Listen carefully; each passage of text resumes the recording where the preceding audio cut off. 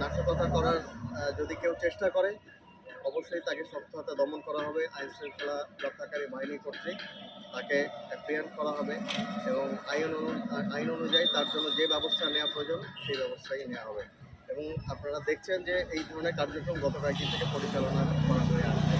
এখনও পর্যন্ত বড় মাপের কোনো ঘটনা বা দুর্ঘটনা অত্র এলাকায় ঘটেনি। এটি তার প্রমাণ যে আইন শৃঙ্খলা রক্ষাকারী প্রত্যেকটি বাহিনী নিরলসভাবে কাজ করে যাচ্ছে।